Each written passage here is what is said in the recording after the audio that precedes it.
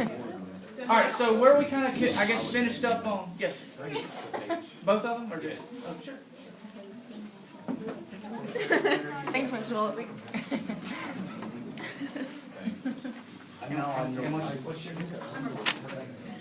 Okay, so where I guess we kind of finished up was today. Thursday, so on Wednesday and Tuesday, we were still talking about the Great Depression. America's in pretty tough times. When Roosevelt's elected, unemployment's up about 25%, so it's tough times. So what the excerpts, the number one is the very first kind of lines from his inauguration. So when you're first elected president, every time you're elected president, you will give an inaugural address. And so, does anybody want to read the snippet? Are you going to do it with some emphasis? We need some emphasis. I will.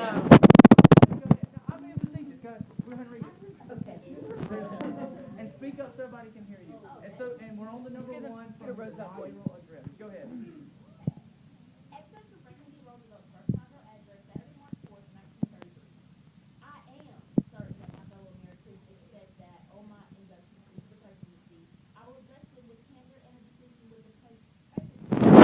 Of our nation's influence. This is preeminently the time to speak the truth, the whole truth frankly and boldly. Nor need we shrink from honestly facing conditions in our country today. This great nation will endure as it has endured, will revive, and will prosper. So first of all, let me assert my firm belief that the only thing we have to fear is fear itself. Nameless, unreasoning, unjustified terror, which paralyzes needed efforts to convert retreat into the advance. In every dark hour of our national life, a leadership of frankness and vigor has met with that understanding and supported the people themselves, which is essential to victory. I'm convinced that you will again give that support to leadership in these critical days. And does anybody know the most famous line that she read from that speech? Yes. Now, what does that mean when he says that? The only thing?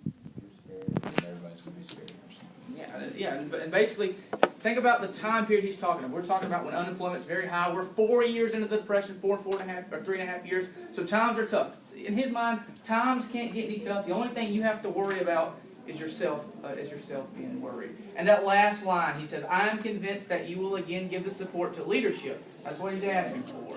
So that's kind of the initial line. Are y'all familiar with word clouds and wordles? Somebody said yes. You've used them before, so we'll rely on you. You're our go-to. I'm just kidding. I don't want to put you on the spot. But what this basically is this takes a document and breaks it down to its essence, kind of to its core. If you were to take a Harry Potter book, you would see wand and Dumbledore up here. The most common words are going to be the biggest words. If you were to take a Twilight book, Vampire Edward and Jacob, I'm sorry, I know that, would be the biggest things up there. So it takes the essence of a document, of a source, and kind of condenses it. The bigger the word, the more the word shows up. The smaller the word, the less it shows up. So without reading his entire speech, only hearing the excerpts, what's the most important things that he's talking about in his inauguration? Leadership. Nation. Yes, basically the two things you just said, leadership and national. And you can really put those two words together. National leadership. He's telling the American people that it's now time for the national, the government to lead. And another one, it's not a big word, but a must. It's this must. We have to do something. So you take the entire inauguration, boil it down, put all the key stuff there, and national leadership. Any other word that you think stand out that are important? We'll just, for 2 more seconds. Help. Yeah, people, that's right. People and help. There you go. As a matter of fact, you could say the national leadership and people and help kind of. I'm glad you put those together because, yeah, that's exactly what he's saying we need to do as time goes on. Any questions about his first inaugural address? All right, so the next, if you'll turn it over on the back side, you have an excerpt from FDR's first fireside chat. Are y'all familiar with fireside chats? You are, okay, the last period wasn't. But basically, with fireside chat, if you don't know, FDR would sit down and basically talk to the American people. He would, over the radio, and tell them what he's doing, tell folks what he's going to do in the future. He gave most of them during World War II, but a lot of some of his most famous ones are about the New Deal. So this is about halfway through the speech. Does anybody want to read the first paragraph? I have a question. Do I need to go? Oh yeah, just the next one. We'll talk about it in a second. Yeah, and if you need to slow down. So if you want to read that, but just the first paragraph. Excerpts from Franklin Delano Roosevelt's Fireside Chat, reviewing the 100 Days, Monday, July 24th, 1933, 9:30 p.m.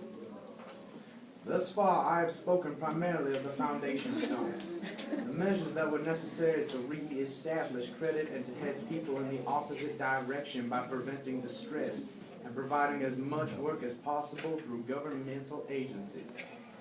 Now I come to the links which will build as a more lasting prosperity. I have said that we cannot attain that in a nation half boom and half broke. If all of our people have work and fair wages and fair profits, they can buy the product of their neighbors and businesses is good. But if you take away the wages and profits of half of them, business is only half as good. It does not help if the fortunate half is very prosperous. The best way is for everybody to be reasonably prosperous. Alright. What's the, if we can make a tiny word cloud out of it, what's the essence of what he's saying? It doesn't have to be one word, but what's the essence of what he's saying? Business. Because his accent is so good. No. You thought FDR had been resurrected. So bad. And Let's just spear him. I'm just kidding. what is it? Prosperity Business. Yeah, and how would we get that prosperity? from the people. Everybody, yeah. You've got to help everybody, not just the ones that are in their minds on top. He's using 50%, so half and half. Today you hear the 95%, 99 whatever percent, and 43%. He's just saying you have to help everybody. And so he's going to tell how he's going to continue to do that and how he's been doing it in the next section. So who wants to read the next section? You've got tough acts to follow. Are you going to do it? Nope. Just read so everybody can hear. That's all. Okay. For many years, the two great barriers to a normal prosperity have been low farm prices and the creeping paralysis of unemployment. These factors have cut the purchasing power of the country in half. I promised action. Congress did its part when it passed the Farm and the Industrial Recovery Acts. Today we are putting these two acts to work, and they will work if people understand their planned objectives. Now, if you'll kind of pull your little sheet out that I gave you, problem solution. In that paragraph, he's laying out problems and he's laying out solutions, and these are problems that have been passed. He's given this speech in July of 1933, so we're already 6 months in his presidency. A lot of the things that we'll talk about have already gone on. So, what would the problems be in that little tiny paragraph? Yes, ma'am. Low farm prices and unemployment. Does everybody get that? How that's the problem? Yeah. And you don't have to write it down. You can write it down if you want to. But that's the problem that he sees. And so, what's the solution? And you can. Sure. Prosperity? Or everybody Well, directly. He's specific. He's very specific.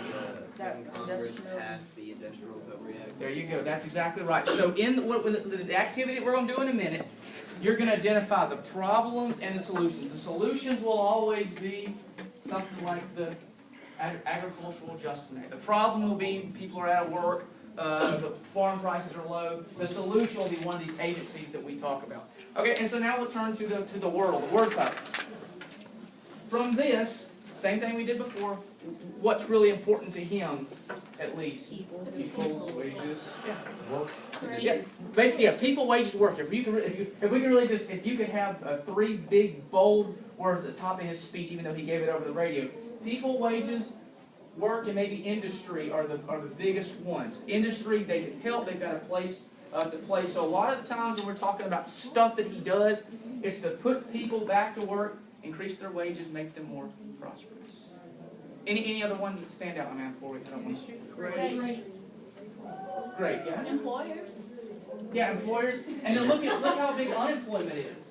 I mean, so that shows you if he's saying unemployment that many times, things are difficult. We've already been doing things, and again, this happens in July. So we pull time. What is it? Common good. Yeah, that's right. That's another. The common is how do I say this? Common is a common word. Any questions about the first inaugural? Anything in general? What's the weather going to be like? I can't. All right, so we'll move to the and so what we're going to do to fill out the problem solution kind of guide, the first thing I want you to do is, because you've been talking about the Great Depression, very quickly jot down 3 quick problems. I mean, and they can be one word. It doesn't have to be anything difficult. I know you've watched the video of America. Just 3 quick problems.